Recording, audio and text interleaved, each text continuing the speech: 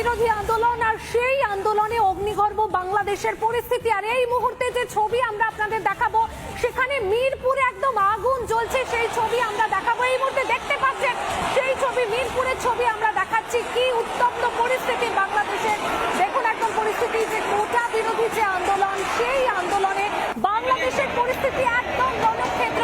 দেখুন এই মুহূর্তে দেখুন সেই ছবি, যেখানে কিন্তু আমরা দেখাচ্ছি আপনাদের ছবিটা যে কিভাবে পরিস্থিতি উত্তপ্ত হয়ে উঠেছে। এবং একটু আগে যে খবর আমরা দেখালাম, কারফিউ জারি হয়েছে বাংলাদেশ জুড়ে, সেখানে কিন্তু পুলিশ অনুরোধ করছে মানুষকে না বেরোনোর জন্য। এই মুহূর্তে আমরা দেখাচ্ছি মিরপুরের ছবি, মিরপুরে জ্বলছে আগুন এবং এখনো পর্যন্ত 105 জনের মৃত্যু হয়েছে। মৃতের সংখ্যা আরো বাড়তে পারে বলে আশঙ্কা করা হচ্ছে।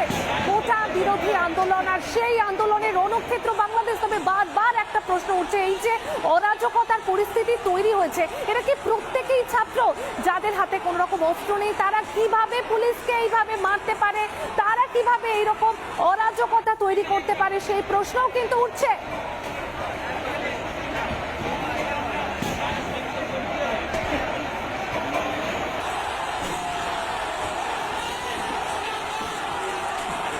যেভাবে আমরা যে ছবি দেখাচ্ছি, গোটা বাংলাদেশ জুড়ে যেভাবে কার্যত অশান্ত অবস্থার সংকটময় পরিস্থিতি যেভাবে ক্রমশ জোরালো হচ্ছে, তার জেরে কিন্তু যারা এদেশে থাকেন, যারা কলকাতা থাকেন, সেই সমস্ত বাংলাদেশি তারা তাদের আপনজনের জন্য, প্রিয়জনের জন্য তারা উদ্বিগ্ন, তারা উৎকণ্ঠায় রয়েছেন। তারা কার্যত তাদের মনের মধ্যে নানা রকম চিন্তা দেখা দিচ্ছে এবং এর জন্যই তারা কিন্তু এখন সেখানে যাওয়ার জন্য চেষ্টা করছেন। কিন্তু যাওয়ার চেষ্টা করলে কি হবে, আদৌতে তারা সেখানে পৌঁছতে পারবেন কিনা, বাস পাওয়ার পর সেখানে ঠিক মতন পৌঁছতে পারবেন কিনা, এই মুহূর্তে এটা একটা বড়সড় প্রশ্ন। কারণ মার্কুইস স্ট্রিট, সেখান থেকে কিন্তু বাস ছাড়া হচ্ছে এবং ঠিক সেই জায়গা থেকে এবার তারা পৌঁছতে পারবেন কিনা, তারা উৎকণ্ঠায় রয়েছেন। কি বলছেন তারা, একবার আমরা শুনবো। অগ্নিগর্ভ বাংলাদেশের পরিস্থিতি, সমস্ত ধরনের যোগাযোগ বন্ধ, ইন্টারনেট কানেকশন বন্ধ। তার মধ্যে কলকাতার মার্কা স্ট্রিট থেকে ভারত বাংলাদেশের যে বাস পরিষেবা, সেই বাস যাত্রীদের নিয়ে এই মুহূর্তে একটি বাস বাংলাদেশের দিকেই যাচ্ছে, আর বাংলাদেশেই যাচ্ছে। তো বাসটা কি পরিস্থিতিতে রয়েছেন বা ছিলেন, কি বলবেন? একটু চিন্তায় আছি যে কি হবে কি না হবে। এখন ওপারে যাব, ওপারে যে কোনো বাস পাবো কি না, কিভাবে যাব সেটা চিন্তায় আছে। না মহান রাব্বুল আলামিনের কাছে সাহায্য চাচ্ছে, জানি সব কিছু সহজ হয়ে যায়। আর যে পরিস্থিতি চলছে এটা ঠিক না, এটা সবার জন্য ক্ষতিকর। পরিস্থিতি কতটা সঙ্গী ম্যাডাম? খুবই বাজে, খুবই কষ্টকর।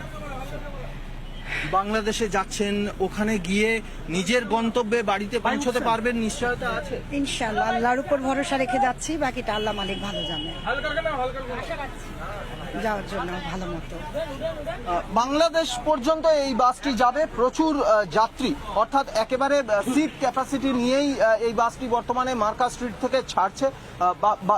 বাংলাদেশের যে সকল যাত্রীরা বাসে উঠেছেন, কলকাতা থেকে তারা বাসে উঠেছেন, কিন্তু সীমান্ত পেরিয়ে বাংলাদেশে গিয়ে এই বাস নিজ গন্তব্যে পৌঁছবে কিনা বা প্রত্যেকে নিজ নিজ বাড়িতে পৌঁছে যাবেন কিনা, সেই নিশ্চয়তা কিন্তু কার্যত নেই। বেশ কিছুটা সন্দিহান। আরো বেশ কয়েকজনের সঙ্গে কথা বলবো।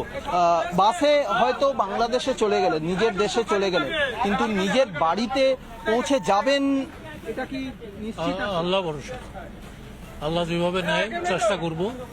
বাংলাদেশে তো যাই, আগে যশোর পর্যন্ত গেলে তো একটা ব্যবস্থা হবে, এটা রাত্রে হোক দিনে হোক।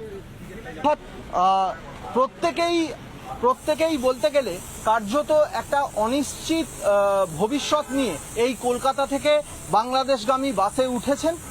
তারা বলছেন যশোর পর্যন্ত বা বাংলাদেশের একটা জায়গা অবধি পৌঁছে গেলে তারা নিজ বাড়িতে হয়তো পৌঁছে যাবেন, কিন্তু সেটাও নিশ্চিত কিনা কার্যত সে নিয়ে সন্দিহান।